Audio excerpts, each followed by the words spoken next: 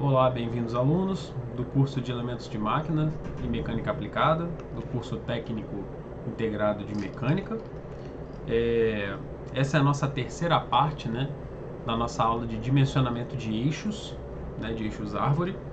E como prometido aos senhores, né, haveriam mais algumas partes dessas aulas, e essa parte ela é dedicada a alguns conceitos que os senhores já sabem, né, sobre equilíbrio estático, né, alguns conceitos lá da física mecânica que vocês já aprendem com os professores, né, da parte do ciclo estruturante do curso, e alguns conceitos que os senhores e senhoritas ainda não dominam, né, que vão ser dados nessa aula. Então o que acontece, pessoal? Como esses conceitos eles não são tão simples, eu vou tentar condensar, eu vou tentar juntar o máximo que eu conseguir nessa aula, mas de uma forma leve, de uma forma bem conceitual, bem tranquila, para a gente poder trabalhar, dando uma pinceladinha em uma coisinha ou outra que eu preciso para poder formar um conhecimento na cabecinha de vocês, de forma que a gente consiga dimensionar, né, os nossos eixos e entender os dimensionamentos feitos no nosso livro-texto, né, de elementos de máquina, com um pouquinho mais de tranquilidade, né, já que nessa parte de dimensionamentos a gente está seguindo, né, o livro-texto um pouquinho mais de perto, tá bom? Então, o primeiro conceito que eu gostaria de conversar com vocês, que é um conceito que vocês já têm, que já está na cabecinha de vocês, né, é o conceito de equilíbrio, né, de uma partícula. Então, o que acontece, né?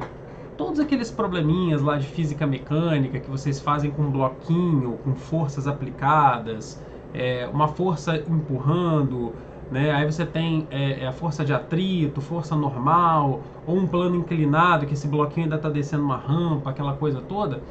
Vocês sempre consideram a análise, né, no final, quando vocês montam as equações e vão montar, por exemplo, a segunda lei de Newton, ou se for um caso estático, por exemplo, vocês vão montar, simplesmente falar que somar as forças ali, vocês consideram, né, intuitivamente na cabeça de vocês o seguinte: olha, a análise é feita no centro de massa do bloquinho, ou seja, eu não fico preocupado em, esse bloquinho tem quanto de altura, quanto de comprimento, eu não fico preocupado com as dimensões, né, daquele bloquinho. Então, o nome que se dá, né, a esse tipo de análise, aonde eu não, digamos assim, não me preocupo, não quero saber sobre as dimensões do corpo, é uma análise, né, chamada de equilíbrio de partícula, ok? Então, o que acontece? O equilíbrio de uma partícula, né, ele pode ser garantido, né, apenas com uma condição: somatório de forças, né, nessa partícula tem que ser zero, né? E aqui eu estou falando do equilíbrio estático, ok? Não é o equilíbrio dinâmico, aqui eu não estou falando de coisas em movimento. Então, equilíbrio estático, ok? Então, se eu quero que uma partícula, né, um ponto material, apenas um pontinho, esteja em equilíbrio, basta que eu imponha que todas as forças, né, em cima daquele ponto, somadas vetorialmente, se anulem. Ou seja, se todas as forças somadas derem zero, aquele pontinho, né, ou aquela partícula estará no que a gente chama de condição de equilíbrio, né, de uma partícula, no caso um equilíbrio estático, ok? Só que o que acontece, pessoal? Vamos desmembrar. Essa equaçãozinha aqui ainda está escrita em formato vetorial. Se eu quiser escrever essa equaçãozinha no formato das componentes, nas direções de um plano, como é que isso aqui ficaria, tá? Vamos dar uma olhadinha para cá, ó. Eu posso estar escrevendo, por exemplo, eu vou dar exemplos aqui que eu acho que vai ficar mais fácil, ó. Por exemplo, eu tenho essa carga aqui erguida por esse guindaste assim, e tem esse cabinho de aço aqui que está içando essa carga. Se eu desconsiderar aqui que existe vento, né, que seria uma carga lateral aqui e tal, não tem vento, isso aqui está no vácuo. O que acontece? Eu só tenho uma tração para cima e o peso, né, dessa cargazinha aqui para baixo. Então o que acontece? Se eu garantir aqui que a tração é igual ao peso, que está aqui nessa igualdade, eu acabei de garantir o equilíbrio estático na vertical. Ou seja, eu acabei de garantir o equilíbrio estático, né, dessa partícula. Por que eu falo partícula? Porque apesar da carga ter uma dimensão, quando eu faço essa análise aqui, eu faço somente nesse pontinho aqui. Eu não estou interessado em saber as dimensões, né, dessa carga. É uma análise ainda feita numa partícula. Eu não estou considerando um corpo rígido, um corpo extenso, como a gente vai chamar mais para frente, ok? Beleza. Outro exemplo interessante, ó, eu tenho uma anilha presa por duas cordas, né, também içada, né, tracionada por duas cordas. O que acontece? Eu vou ter duas trações, TA e TB, e eu vou ter, né, por exemplo, se a anilha aqui for uma anilha de 5 kg de massa, eu vou ter um peso equivalente a 5 vezes a aceleração da gravidade, né, que vai dar algo em torno de 50 newtons aproximadamente. Então, o que acontece? Qual é o equilíbrio de partícula aqui? É eu pegar este pontinho aqui, né, este pontinho aqui no meio, certo? E fazer o equilíbrio de forças nesse ponto.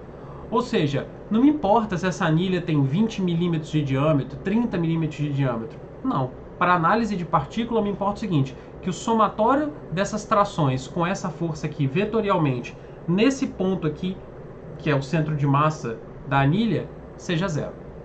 Se eu conseguir garantir essa condição, né, que essas forças somadas, né, deem uma resultante nula, eu estou garantindo que a minha anilhazinha vai ficar paradinha ali, sem se mover, ok? Não vai entrar em movimento. Então, né, basicamente, o que eu tenho de equilíbrio de partícula é isso. Se eu quiser escrever isso num sistema em duas dimensões, né, com eixozinho, vocês estão mais acostumados, tá? Com o eixozinho x e o eixozinho y, eu posso ter diversas forças, ó, F1, F2, F3, posso ter diversas forçazinhas atuando em cima da minha partícula, que está aqui simbolizada por essa bolinha azul.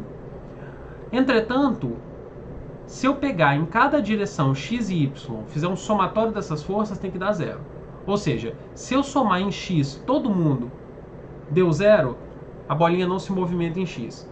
Se eu somar todo mundo em y deu zero, a bolinha não se movimenta em y, ok? Então, eu consigo aí estabelecer as minhas equações, né, que eu chamo de equações escalares aqui, né, porque agora eu não estou escrevendo mais força como um vetor, né, como está escrito aqui em cima, por exemplo. Aqui ainda está escrito em forma vetorial. Aqui, nesse boxinho azul, já está escrito de forma escalar. O que é uma forma escalar? É em cada direção de eixo coordenado. Em x eu tenho uma equação, em y eu tenho uma equação. Então, na verdade, eu estou somando os componentes das forças em x e os componentes das forças em y. Ok? Então, beleza. Dada essa introdução e essa mecânicazinha de equilíbrio de partícula que vocês já estão acostumados, vocês já resolvem problemas, né, de corpo pendurado numa corda, de bloquinho, essa coisa toda vocês estão carecas de resolver, né, lá na física mecânica, vamos partir para o seguinte: e se agora a minha análise de equilíbrio estático ela não se der sobre uma partículazinha, mas ela se der sobre um corpo que tem dimensões, um corpo extenso, né, um corpo rígido? Vamos lá. Olha como é que vai ficar isso aqui agora, hein? Equilíbrio de um corpo rígido, a coisa muda um pouquinho de figura, tá? Então eu quero que vocês pensem o seguinte, ó, agora eu tenho um corpo, tá, de um formato totalmente genérico, então esquece o formato do corpo, não importa agora, ok? E sobre esse corpo eu tenho atuando dois tipos de grandeza. Então aqui a gente vai começar a conversar sobre dois tipos de grandeza diferentes, tá? Forças e momentos. Então vamos lá, vou fazer uma pausa aqui e já vou fazer um paralelo com o equilíbrio de partícula que nós acabamos de revisar. Quando eu tinha uma partícula, bastava, né, estabelecer que a soma de forças, né, a somatório vetorial de forças sobre essa partícula fosse nulo para que eu tivesse um equilíbrio estático, ou seja, para manter a minha partícula, né, o meu ponto parado. Quando eu, por um outro lado agora, vou estabelecer, né, as condições de equilíbrio estático, né, para um corpo rígido, né, estabelecer essas condições de equilíbrio estático para um corpo rígido, o que acontece? Eu tenho que garantir não apenas que a soma das forças seja zero, como também tenho que garantir que a somatória de momentos seja zero. Então vamos entender essa ideia do momento. Um corpo extenso, ele pode tanto transladar, que seria esse movimento aqui que eu estou fazendo com as minhas mãos. Então, ó, transladar na horizontal, transladar na vertical. Quanto ele pode fazer o quê? Ele pode rotacionar, ok? Ele pode rotacionar. Então, o que acontece? Para garantir o equilíbrio estático completo de um corpo rígido, eu tenho que garantir que ele não translade, falando que a soma das forças vai ser 0, e que ele não rotacione, ok? Falando que a somatória de momentos também vai ser 0. Ou seja, podem haver várias forças sobre o corpo e podem haver vários momentos atuando sobre o corpo, mas a soma deles tem que se anular para que o corpo fique, né, estaticamente equilibrado. Ok? Beleza. Entendido isso, pessoal, vamos aqui seguir um pouquinho em frente, tá? Então eu tenho duas equações que vão me definir, tá, o equilíbrio de um corpo extenso ou de um corpo rígido. Se você ouvir corpo extenso ou corpo rígido, aqui no contexto aqui vai ser a mesma coisa, tá? Somatório de forças é igual a 0, garante que ele não translada, né, não tem a translação, e somatório de momentos em qualquer ponto do corpo também é igual a 0, significa que ele não rotaciona. Veja, aqui o nosso ponto de análise é o ponto O, mas o que acontece? Qualquer ponto que eu pegar aqui dentro desse corpo para poder fazer análise e somar os momentos tem que dar 0. Porque se houver algum ponto onde o somatório de momento não der 0, o corpo vai girar, ok? Então a gente tem que ter sempre essa ideia na cabeça. Como garantir então? Revisando, estou batendo várias vezes na mesma tecla para vocês entenderem onde eu quero chegar. Revisando, equilíbrio estático de um corpo extenso ou de um corpo rígido, ele não pode transladar, ele não pode rotacionar. Somatório de forças igual a 0, não translada. Somatório de momentos igual a 0, não rotaciona. Beleza. Então, deixa eu dar uma puladinha aqui, tá? Como mais pra frente nós vamos falar das vigas, né, que é o nosso interesse, né, lá no dimensionamento de eixos, lembrando, revisando da aula passada de dimensionamento de eixos, nós tratamos o nosso eixozinho girante lá no elemento de máquina como se fosse uma viga. A gente pega emprestada essa teoria de vigas, tá?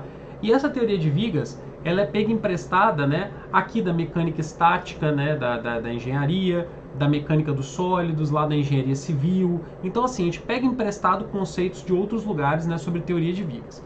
E aí, o que acontece? Dentro da teoria de vigas, eu tenho, assim, 3 tipos de apoio. Deixa eu só consertar essa câmera aqui, pessoal, rapidamente, viu? Vou consertar aqui que às vezes ela dá uma desfocada, tá? Acho que veio para cá. Bem, acho que já está de volta, tá? Então, o que acontece? Dá uma mexidinha aqui para ficar legal. Beleza. O que acontece? Na teoria de vigas, eu tenho 3 tipos de apoios em vigas que são muito importantes para a gente. Existem vários tipos de apoio, né? Mas os 3 mais importantes lá, que a gente vai utilizar bastante no elemento de máquina, são apoio do tipo rolete, que na sua cabeça você pode imaginar como se fosse assim, ó. Tem uma viga e tem uma bolinha, uma esfera. Ela está apoiada em cima de uma esfera. Então ela deixa a viga andar na horizontal, mas se você tentar forçar uma carga em cima da viga na vertical, ela trava. Ou seja, ela só trava o movimento na vertical. Então o que acontece? Como é que esse apoio reage? Ele reage com uma força na vertical, que é onde ele não permite o movimento, ok?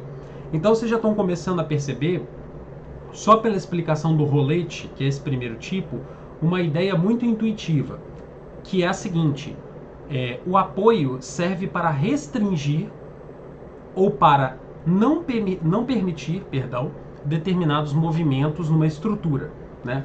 A viga ali, no caso, o nosso eixozinho no elemento de máquina, a gente vai tratar como uma estrutura para fazer essa análise de vigas, tá, ok? Então o rolete, ele permite movimento na horizontal, mas ele não permite na vertical.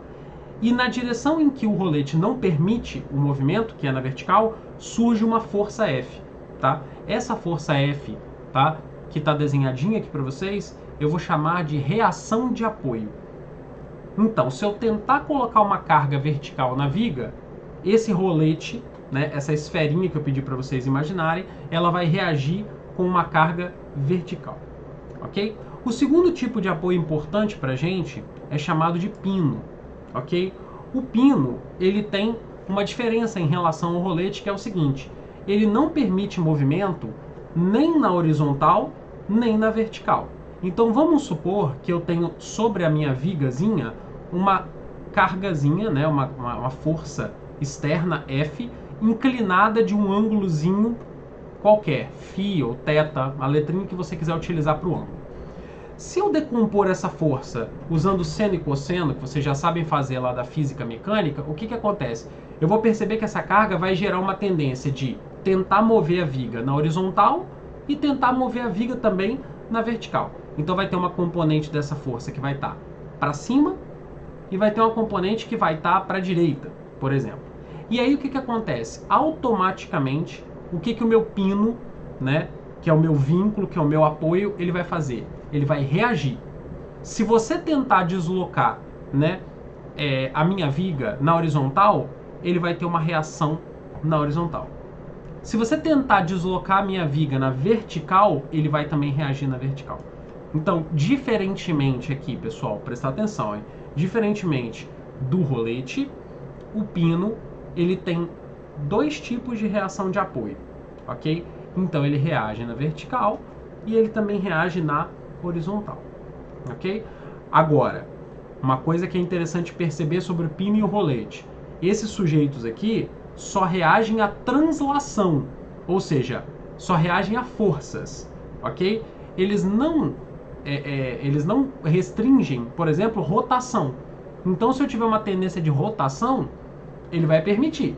Ele só vai travar a translação, ok?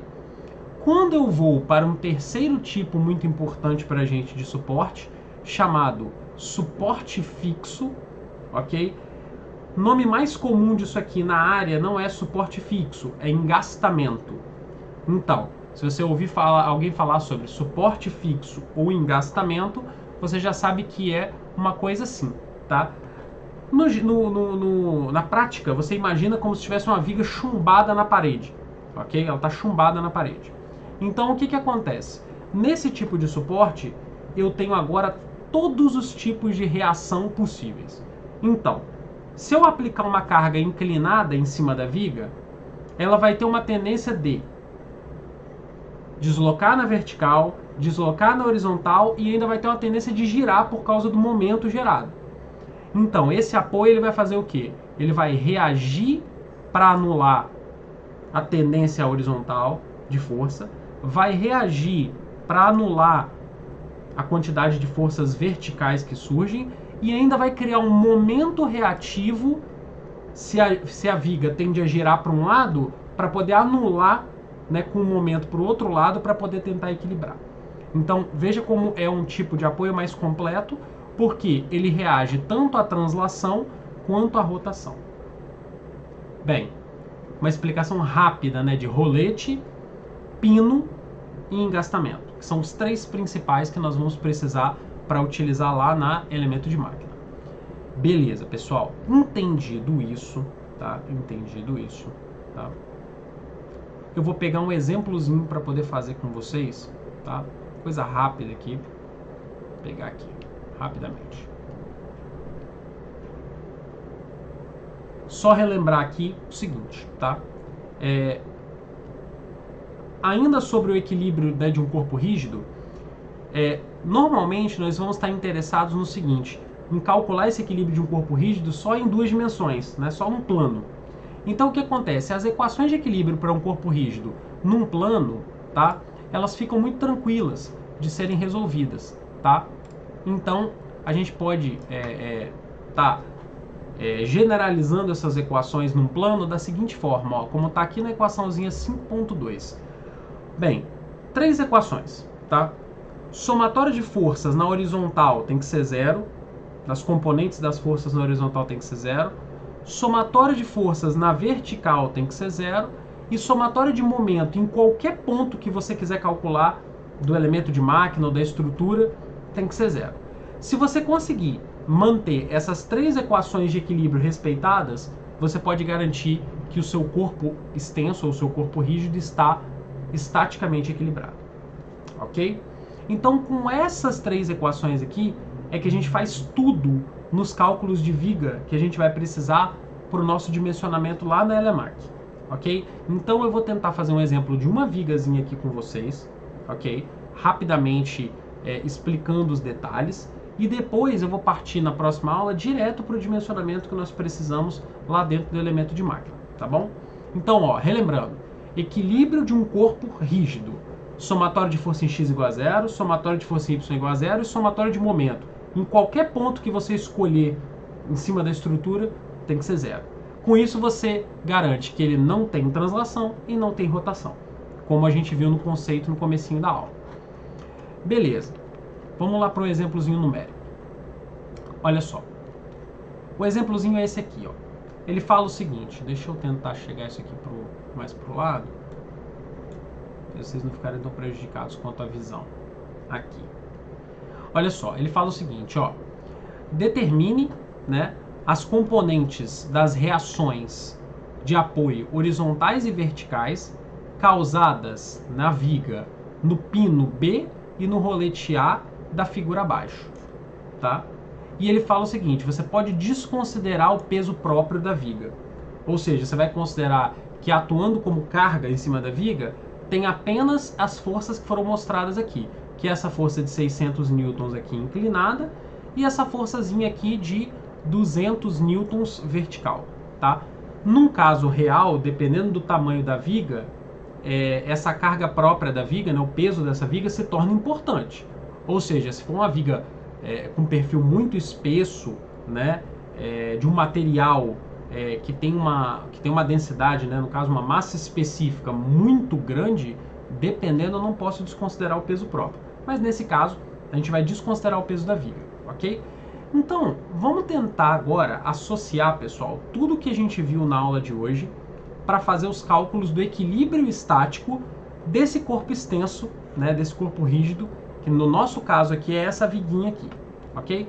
Então, primeira coisa, ó, no ponto A, ele fala pra gente que a gente tem um rolete, e no ponto B, ele fala pra gente que a gente tem um pino. Então, o que a gente aprendeu? Pino só reage na vertical. Perdão, me confundi. Rolete só reage na vertical, pessoal, tá? Então, o roletezinho em A aqui só vai ter uma reação AY na vertical. O pino, por sua vez, que é o vínculo no ponto B, ele reage aqui tanto na horizontal, BX, quanto na vertical, BY, tá? Então, vamos lá. Primeira coisa que a gente identificou. Rolete só tem uma reação na vertical. Pino tem uma reação na horizontal e na vertical. Então, botei essas reações aqui no meu diagrama de corpo livre. Então, botei aqui, ó, AY, que é a reação do rolete, e BY e BX, que são as reações do pino. Show! Depois, eu peguei e fiz o seguinte. Peguei essa força de 600 newtons aqui inclinada e decompus utilizando senos e cossenos. Então, a componente horizontal vai ser vezes cosseno de 45 graus e a vertical vai ser vezes seno de 45 graus, ok? Uma outra coisa interessante aqui, é importante observar que não só essa força aqui, vertical, 600 vezes seno de 45, e essa de 200, que estão aplicadas aqui, gera um momento. Essa forçazinha de 600 vezes o cosseno de 45 também gera momento. Só que a diferença aqui é o seguinte, vou parar para fazer uma aspas. Momento que vocês aprenderam lá na física mecânica é sempre uma força vezes um braço de alavanca. Então, se eu tenho uma força e eu tenho um braço de alavanca perpendicular àquela força, eu consigo gerar um momento. É a mesma história da gangorra. Na hora que você senta na gangorra, você tem uma força, tá? E o comprimento que a gangorra tem, de onde você está sentando até o ponto de giro ali, né, o ponto de equilíbrio da gangorra, é um braço. Então, na hora que você faz uma força e tem um braço de distância, você consegue fazer o quê? Gerar um momento. Como os braços da gangorra são iguais, a pessoa mais pesada consegue botar a pessoa mais leve sempre de castigo. Então, essa é a ideia do momento aqui. Então, você pensa o seguinte, toda força vertical vai ter um braço na horizontal, a 90 graus. Então, por exemplo, vou te dar um exemplo. Se eu quiser saber o momento que essa força de 200 gera aqui no ponto A, basta que eu pegue a força que está na vertical e multiplique pela distância horizontal, né, que essa força tem do ponto A. Então eu pegaria 200 e multiplicaria por 2 mais 3, 5, mais 2, 7. Então, 200 vezes 7 me daria um momento de 1.400 newton vezes metro. Então, esse é o momento gerado por aquela forcinha de 200 lá no ponto A. Tá, isso para uma força vertical. Agora, pensa que eu tenho uma força, né, horizontal, que seria essa força de 600 vezes o cosseno de 45. Qual a distância que eu pego? Né? Se eu tenho uma força horizontal, eu pego uma distânciazinha vertical. E essa distância vertical, o exercício já está dando para a gente que ele quer que a gente pegue a distância da superfície da viga até a sua linha de centro, até o seu centro de massa. Então, o que acontece? Ó, se eu pegar da superfície até a linha de centro, ele me fala que tem 0,2. Então, se eu multiplicar essa força por 0,2, eu vou ter, né, o momento gerado por essa força horizontal. Então, sempre lembrando, a força e o braço de alavanca, elas vão ter, pra gente aqui, de uma forma simplificada, sempre direções perpendiculares. Então, força na vertical, braço de alavanca na horizontal. Força na horizontal, por sua vez, braço de alavanca na vertical. Show? Beleza. Então, né, sem enrolação agora, vamos calcular, né, terminar de calcular as reações de apoio. Quais são as ferramentas que eu utilizo para calcular as reações de apoio? Ora bem, utilizo as equações de equilíbrio. Então, eu começo a utilizar as equações de equilíbrio. Primeiro, somatório de forças em x igual a zero, que é a nossa primeira equação de equilíbrio. Então, eu estou fazendo o equilíbrio de forças da direção x. Vocês vão perceber na resolução aqui, que é uma coisa que a gente vai adotar também para a gente lá no elemento de máquina, que é o seguinte, tá? Sempre que eu vou fazer uma equação de equilíbrio, então ouçam isso com atenção, sempre que eu vou fazer uma equação de equilíbrio, eu vou utilizar uma convenção de sinais, ou seja, eu tenho que adotar um sinal. Ou seja, o que é positivo para mim e o que é negativo para mim. Então, veja, no caso do exercício aqui da solução do livro, ele adotou que para a direita é positivo. Então, essa força de 600 vezes o cosseno de 45, ela entra como positiva, e a reação Bx, ela entra como negativa. E aí ele consegue calcular que essa reação vale 424 newtons. Tá? Uma outra dúvida comum dos alunos. Professor, quando você foi colocar, né, esse AY, né, que é a reação do rolete, e esse BY e esse BX, que são as reações de apoio do pino, como que você sabe que esse AY é para cima ou, por exemplo, que esse BX é para a esquerda? Resposta, eu não sei, eu chuto. Então o que acontece? Se eu chegasse aqui no final e esse BX desse uma resposta negativa, significaria que eu chutei o sentido errado lá no início. Como ele deu uma resposta positiva, significa que eu chutei o sentido certo. Agora vejam bem, vou abrir um outro parêntese. Tem horas que é fácil identificar o sentido correto da reação de apoio, e tem horas que não é tão simples assim. Então vejam, tá bom? Como eu tinha uma força aqui, uma componente da força de 600 newtons aqui aplicada para a direita, uma componente horizontal para a direita, era óbvio que esse Bx teria que ser para a esquerda para poder compensar e anular. Ou seja, para a viga não ter um deslocamento horizontal. Agora, quando eu começo a ter muitas forças em cima da viga, principalmente verticais, fica difícil eu dizer para você se aquele apoio vai reagir para cima ou para baixo. Vamos supor que eu tenho uma viga que tem 10 forças em cima dela. Eu não vou conseguir com tanta clareza falar, ó, o apoio A é para cima, o B é para baixo, o C é para baixo de novo, o D é para cima. Eu não vou conseguir essa exatidão. E aí o que você faz? Não se preocupe com isso. Chuta, né, o sentido e depois lá no final você vê se deu positivo ou negativo, que ele vai dizer para você se você acertou ou se você errou o sentido de chute. Show? Beleza. Primeira equação de equilíbrio, achei a primeira reação de apoio. Somatório de momentos igual a zero. Veja, quando eu somo momentos, eu posso escolher o ponto de cálculo. No caso do livro, ele escolheu o ponto B. Então ele escolheu essa extremidade aqui, ok? Então vamos dar uma olhada, antes da gente olhar a resolução dele, vamos dar uma olhada aqui na viga em quem é que gera momento no ponto B, na nossa opinião, tá? Então veja, ó, BY não gera momento no ponto B por um motivo muito simples. Não há distância. Ela está em cima do ponto. Então, se a força está em cima do ponto, ela não gera momento naquele ponto, ok? Assim como o BX. Então, essas duas forças não geram momento. Esse 200 também está em cima do ponto B, não gera momento também no ponto B. Então, na verdade, eu tenho algumas forças que vão gerar momento no ponto B, tá? A Y vai gerar momento no ponto B, com uma distância de 7. 600 vezes seno de 45 vai gerar no ponto B, né, um momento com uma distância, com um braço de alavanca de 5. Então, ó, daqui até aqui, 5. 100 newtons aqui para baixo, né, que é uma outra carga que tem aplicada aqui em cima da viga, né, tem essa e essa. Também vai gerar, né, um braço de alavanca de 2, então vai gerar momento lá no ponto B. E a força horizontal, com esse braço de alavanca de 0,2, também vai tentar, né, girar levemente o ponto B. Então eu tenho, na verdade, 4 forças que geram momento no ponto B. Agora, o grande lance no momento, e que os alunos têm um pouquinho de dificuldade às vezes, é você atribuir o sinal. Então veja só, olha como é que o livro vai fazer, tá?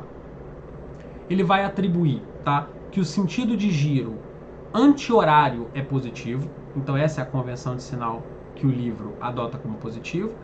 E aí a gente vai dar uma olhada em quem é que gira o ponto B horário e quem gira anti-horário para colocar esses sinais aqui. Então vamos pensar o seguinte, ó, a Y.